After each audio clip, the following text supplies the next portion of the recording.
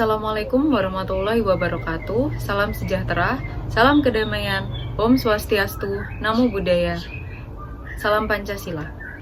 Pada kesempatan kali ini kami akan mempresentasikan penelitian proyek kami yang berjudul Studi Kasus Perundungan Fisik dan Dampak Media Sosial dalam Tindakan Bullying di SMPN 52 Surabaya. Saya Kansa Diva Masayu dengan NIM 13123000174. Saya Rodatus Salfiahya dengan NIM 1312300158. Saya Najwa Mazavita dengan NIM 13123000179. Nama saya Ahmad Faris Ramadhani dengan NIM 13123000160.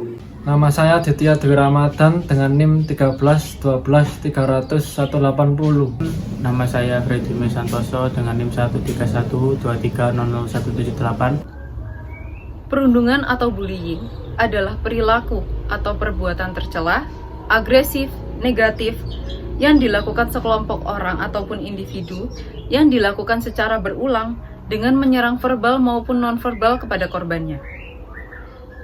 Terhitung sejak Januari hingga Juli 2023, Federasi Serikat Guru Indonesia mencatat terdapat 16 kasus perundungan di lingkungan sekolah.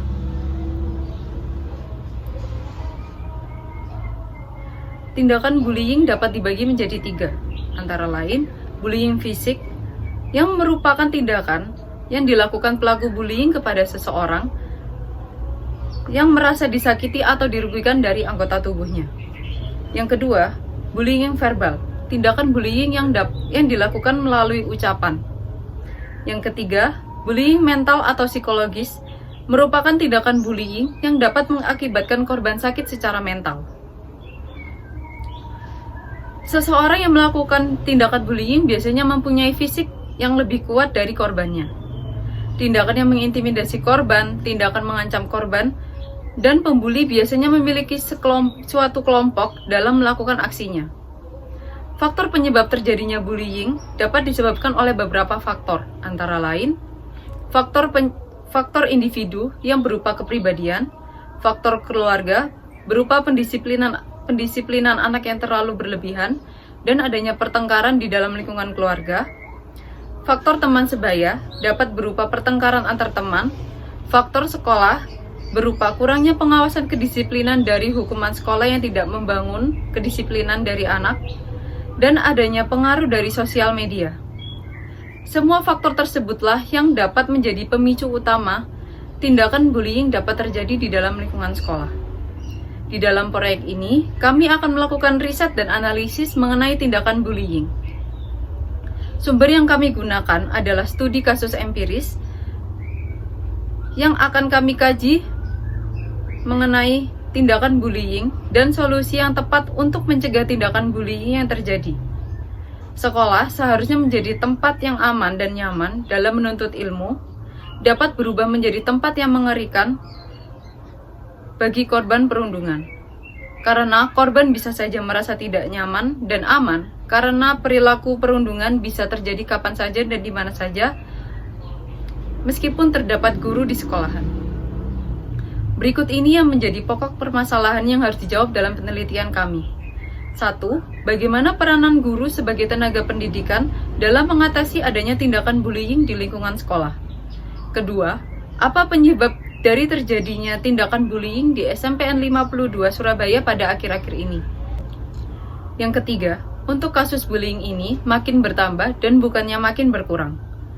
Apakah karena dampak media sosial dan adanya media sosial dapat menyebabkan dampak signifikan dalam terjadinya tindakan bullying? Di sini saya akan menjelaskan bab 2 tentang teori. Teori yang kami gunakan dalam menjelaskan kasus pada penelitian kali ini adalah pendidikan karakter. Pendidikan karakter mengacu pada penanaman dan pengembangan karakter bangsa bagi siswa agar mereka dapat memiliki nilai dan karakter tersendiri serta menerapkan nilai-nilai tersebut. Pendidikan merupakan suatu upaya yang dirancang dan dilaksanakan secara sistematis untuk membentuk peserta didik memahami nilai-nilai ketuhanan yang Maha Esa, diri sendiri, sesama manusia, lingkungan, kebangsaan, dan perilaku manusia yang diwujudkan dalam pemikiran. Pengertian bullying. Bullying berasal dari bahasa Inggris yang asal katanya bully. Jika diartikan dalam bahasa Indonesia berarti menggertak atau mengganggu. Menurut Always, bullying merupakan suatu perilaku negatif berulang yang bermaksud menyebabkan ketidaksenangan atau menyakitkan oleh orang lain. Menurut American Psychiatric Association, bullying adalah perilaku agresif yang dikarakteristikkan dengan 3 kondisi, yaitu 1. Perilaku negatif yang bertujuan untuk merusak atau membahayakan. 2. Perilaku yang diulang selama jangka waktu tertentu. 3. Adanya ketidakseimbangan kekuatan dan atau kekuasaan dari pihak-pihak yang terlibat. Karakteristik pelaku dan korban bullying. Menurut Murphy, karakteristik tertentu yang khas pada korban bullying adalah penampilan mereka yang berbeda atau memiliki kebiasaan yang berbeda dalam berperilaku sehari-hari. Mereka dianggap secara fisik lebih kecil dari kebanyakan anak, lebih tinggi dari kebanyakan anak, atau mengalami kelebihan berat badan. Menurut jurnal Surelina, korban ataupun pelaku memiliki karakteristik khas. Korban bullying adalah mereka yang penampilan perilakunya sehari-hari berbeda. Ukuran tubuh secara fisik lebih kecil, lebih tinggi, atau lebih berat badannya dibandingkan kebanyakan anak atau remaja seusianya. Selanjutnya, pengertian sekolah. Menurut Daryanto, sekolah adalah bangunan atau lembaga untuk belajar serta tempat menerima dan mempelajari pelajaran. Jadi, sekolah sebagai suatu sistem sosial dibatasi oleh sekumpulan elemen kegiatan yang berinteraksi dan membentuk suatu kesatuan sosial sekolah. Yang demikian bersifat aktif kreatif, artinya sekolah dapat menghasilkan sesuatu yang bermanfaat bagi masyarakat. Dalam hal ini adalah orang-orang yang terdidik. Yang terakhir, pengertian Pancasila. Pancasila berasal dari kata panca yang berarti 5 dan sila yang berarti dasar, sendi, asas, atau peraturan tingkah laku yang penting dan baik. Dengan demikian, Pancasila merupakan 5 dasar yang berisi pedoman atau aturan tentang tingkah laku yang penting dan baik. Pancasila dapat kita artikan sebagai 5 dasar yang dijadikan dasar negara serta pandangan hidup bangsa. Suatu bangsa tidak akan dapat berdiri dengan kokoh tanpa dasar negara yang kuat dan tidak dapat mengetahui dengan jelas kemana arah tujuan yang akan dicapai tanpa pandangan hidup. Dengan adanya dasar negara, suatu bangsa tidak akan terombang-ambing dalam menghadapi permasalahan baik yang dari dalam maupun dari luar. Untuk selanjutnya yang B, komentas hasil review jurnal. Berdasarkan tabel review jurnal, kelompok kami memberikan komentar terkait tindakan bullying menjadi permasalahan serius yang dapat menimbulkan trauma pada korbannya.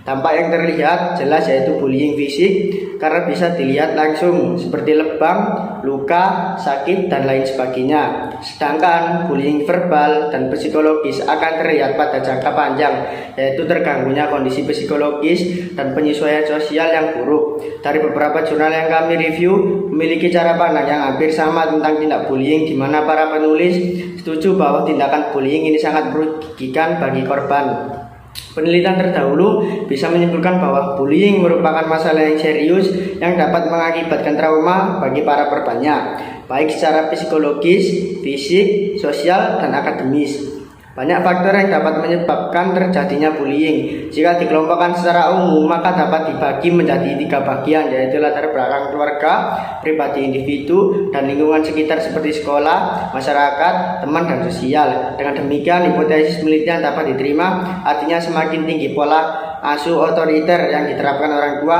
maka bullying anak di sekolah semakin tinggi. Sebaliknya, makin rendah pula asuh otoriter yang diterapkan oleh orang tua, maka bullying anak di sekolah juga akan semakin rendah. Pola asuh otoriter mempunyai pengaruh terhadap bullying. Jika orang tua menerapkan pola asuh otoriter terhadap anaknya, maka anak akan melakukan tindakan bullying kepada teman-temannya di sekolah. Penelitian kami ini membahas terkait bullying, bentuk, faktor, peran media sosial, dan terutama kasus bullying fisik yang terjadi di salah satu sekolah di Surabaya. Dengan menyajikan dan mengulik kasus bullying yang baru-baru ini terjadi di SMPN 52 Surabaya, tentunya kasus ini membedakan penelitian kami dengan penelitian yang terdahulu, atau akan datang dikarenakan kami secara langsung mewawancarai guru BK SMPN 52 Surabaya. Dalam penelitian ini, kami menggunakan metode kualitatif guna untuk mencari informasi terkait bullying dengan subjek penelitian dari salah satu guru bimbingan konseling di SMPN 52 Surabaya yang kami jadikan sebagai narasumber pada penelitian kami yang berjudul Studi Kasus Bullying Fisik dan Dampak Media Sosial dalam Tindakan Bullying di SMPN 52 Surabaya. Kami melakukan sesi wawancara dan diskusi bersama dengan salah satu guru BK tersebut untuk membahas sebuah kasus perundungan atau bullying di dalam lingkungan pendidikan, terlebih lagi di lingkungan SMPN 52 Surabaya. Selanjutnya, bab 4 pembahasan. Berdasarkan yang kami jelaskan dalam bab 1, maka yang kami jadikan novel di dalam penelitian kami adalah tabel 1 berisi tentang makna bullying. Yang pertama, penindasan. Yang kedua, kekerasan. Kekerasan dibagi menjadi 3. Yang pertama, kekerasan fisik. Yang kedua, kekerasan verbal. Yang ketiga, kekerasan mental atau psikologis. Selanjutnya, yang ketiga, kesehatan mental. Yang keempat, kesenangan pelaku. Yang kelima, ketakutan. Tabel 2 berisi tentang makna sekolah. Yang pertama, kepintaran. Yang kedua, sosial. Yang ketiga, pendidikan. Pendidikan dibagi menjadi 3. Yang pertama, pendidikan formal. Kedua, pendidikan non formal. Dan ketiga, informal. Yang keempat, kedisiplinan. Kedisiplinan dibagi menjadi 4, yaitu perilaku, waktu, berpakaian, dan belajar. Yang terakhir, yang kelima, kejujuran. Analisa makro. Untuk menyempurnakan makalah penelitian, kami melakukan sebuah analisis makro yang dimana analisis tersebut digunakan sebagai penyempurnaan sebuah makalah. Analisis makro adalah sebuah jawaban dari beberapa responden yang diberi pertanyaan untuk kami jadikan pendukung makalah. Yang pertama, Rodotus Salviahia. Perundungan bullying pada pelajar menjadi permasalahan yang marak terjadi karena pada dasarnya sekolah adalah tempat untuk menimba ilmu dan bersosialisasi antar teman. Tetapi sering dijumpai siswa lain melakukan perundungan merupakan perbuatan, tindakan, atau perilaku yang dilakukan secara sengaja dan berulang oleh sekelompok orang atau individu dengan menitik beratkan korbannya dalam melakukan perundungan verbal maupun non-verbal yang dapat mengakibatkan tekanan, trauma, hingga ketakutan. Faktor penyebab bullying dapat terjadi karena peran media sosial yang mempunyai pengaruh dari adanya tindakan kekerasan di sekolah. Kondisi emosi dari fase anak-anak menuju remaja sangatlah labil, mudah terpengaruh, dan kurangnya pengawasan orang tua membuka celah bagi anak-anak untuk meniru konten-konten kekerasan yang tidak layak dipertontonkan. Baru-baru ini kelompok kami meneliti kasus yang ada di salah satu sekolah, yaitu SMPN 52 Surabaya. Kasus ini diawali dari ketidaksengajaan pelaku membuat candaan hingga mengenai temannya, sedangkan korban tidak melawan, hanya berusaha melindungi dirinya dan membantu melawan temannya yang didorong. Akhirnya korban ikut terdorong pula. Pihak korban mempunyai karakter pendiam, cenderung kurang bersosialisasi, sedangkan pelaku mempunyai karakter yang unik dan terlihat sering melakukan perilaku menyimpang. Harapan dari pihak sekolah tidak terjadi lagi tindak perundungan seperti kasus bullying fisik yang baru-baru saja terjadi belakangan ini. Harapan yang sangat besar baik guru, pendidik adalah anak-anak memiliki perilaku, pemikiran, pergaulan yang sesuai dengan porsi usianya. Yang kedua, pendapat dari Ahmad Faris Ramadhani. Makalah ini memberikan pandangan mendalam terhadap fenomena yang merugikan. Dengan menggali akar permasalahan dan menganalisis dampaknya, makalah ini memperlihatkan urgensi kesadaran bersama dalam menanggulangi bullying. Pemahaman lebih lanjut terhadap penyebab dan konsekuensi dari perilaku ini dapat menjadi dasar untuk mengembangkan strategi pencegahan yang efektif. Dalam konteks ini, penting untuk mencari solusi melalui pendekatan holistik supaya pencegahan juga melibatkan peran aktif orang tua, komunitas, dan pihak berwenang, mengadopsi program edukasi yang mengajarkan empati toleransi. Selanjutnya yaitu pendapat dari Kansarifa Masayu. Sebagai lembaga pendidikan, sekolah dalam hal ini melalui pendidik, konselor, dan kepala sekolah harus secara berkala melakukan evaluasi dan refleksi terhadap aktivitas sekolah serta keselamatan dalam interaksi siswa. Evaluasi dan refleksi terhadap kegiatan juga perlu dilakukan secara konsisten agar setiap siswa dapat memahami apa yang berjalan dengan baik dan sesuai dengan harapan. Hal ini dapat membantu siswa memahami perilaku apa saja yang diperbolehkan oleh sekolah, selain memperkuat kemandiriannya. Sejak dini, berbagai pendekatan, metode, dan langkah pembentukan kebiasaan harus diterapkan pada siswa untuk menjadi individu yang lebih bijaksana dan berempati. Melalui program personal, sosial, dan pendidikan, program mindfulness, dan kelompok berbasis rumah dilatih untuk membantu anak menjadi individu yang lebih terbuka dan peduli dengan teman-temannya. Sehingga di sekolah, setiap anak dapat berkembang, belajar dan berinteraksi tanpa rasa takut, aman, dan nyaman, termasuk anak berkebutuhan khusus. Selanjutnya pendapat dari Freddy May Santoso. Penyebab perilaku kejam, perilaku intimidasi sangat kompleks dan beragam. Salah satu faktor utamanya adalah pengaruh lingkungan sekitar. Lingkungan sekolah tidak mengedepankan nilai-nilai empati, toleransi, dan sikap peduli terhadap sesama, maka risiko terjadinya bullying semakin besar.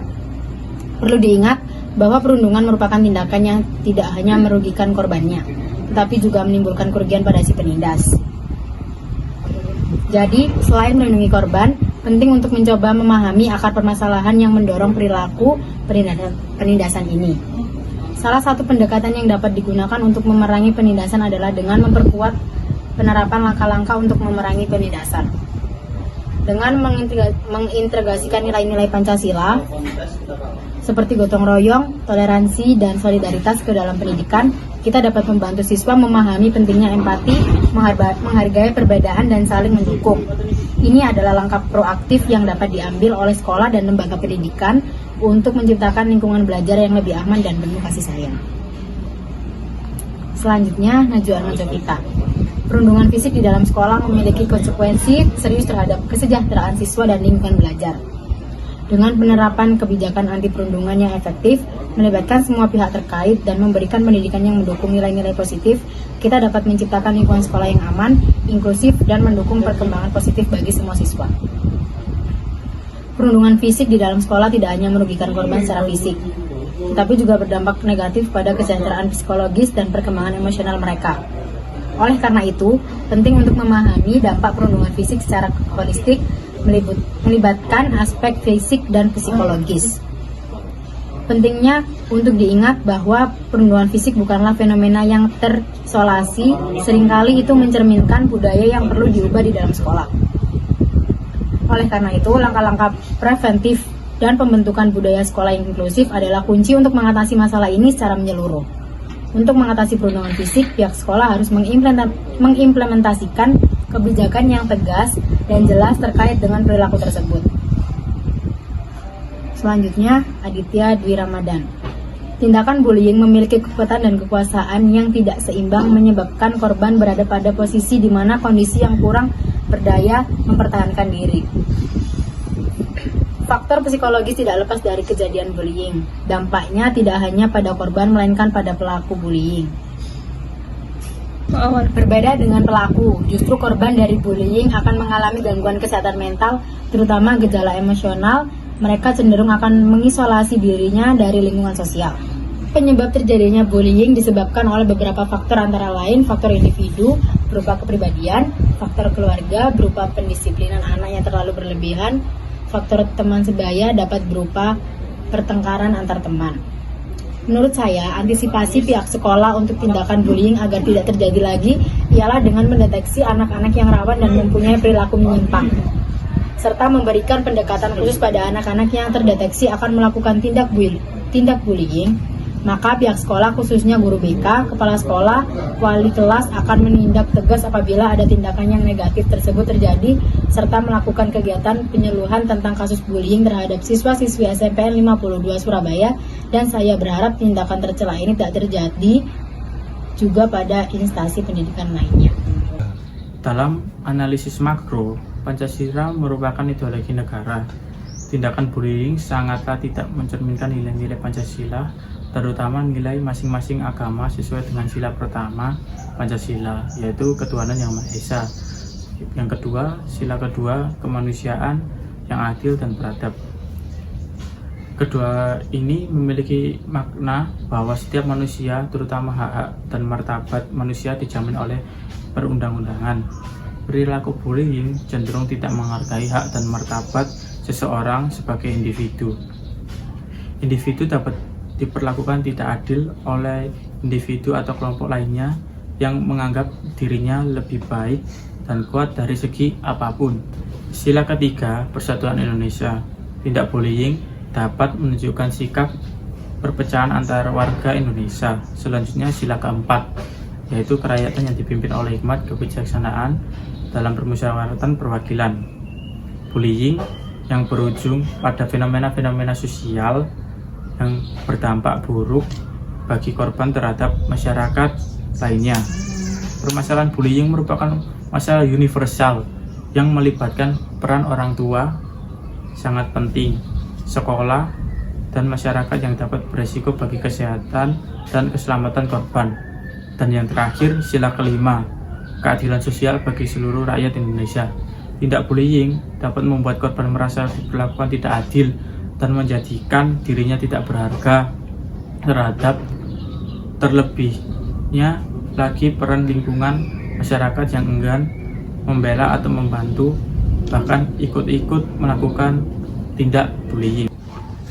Di sini saya akan menjelaskan kesimpulan dari makalah kelompok kami. Berdasarkan penelitian yang telah kami kerjakan, dapat disimpulkan bahwa kasus bullying memerlukan perhatian khusus karena perbuatan tersebut telah menyimpang dari nilai-nilai kehidupan yang ada di masyarakat. Bahwasanya benar terjadi bullying fisik yang melibatkan murid SMP Negeri 52 Surabaya yang mencuri perhatian, khususnya guru BK, yang langsung mendeteksi adanya perilaku tercela tersebut. Guru BK mencari tahu kronologi urutan kejadian penyebab pelaku melakukan perbuatan tersebut kepada korban dan mendengarkan keterangan dari kedua belah pihak. Kemudian guru BK mendiskusikan dengan wali kelas, Wakasek bagian kesiswaan, dan kepala sekolah untuk memanggil masing-masing orang tua dari pihak pelaku maupun korban dan membicarakan secara kekeluargaan. Harapannya setelah orang tua masing-masing dipertemukan, orang tua dapat mengawasi, memperhatikan, dan melihat perilaku anaknya. Tidak hanya itu, media sosial pun dapat menjadi faktor penyebab terjadinya bullying. Emosi tidak stabil, mudah terpengaruh, dan kurangnya pengawasan dari orang tua membuka celah bagi konten-konten media sosial, games, YouTube yang berisikan tindak kekerasan, sehingga tontonan yang disajikan untuk anak-anak cenderung meniru tindakan menyimpang tersebut.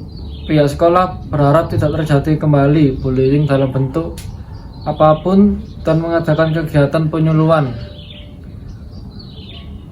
kasus bullying terhadap siswa-siswi SMP Negeri 52 Surabaya. Karena pihak sekolah berharap anak-anak mempunyai perilaku, pemikiran, dan pergaulan sesuai dengan usianya.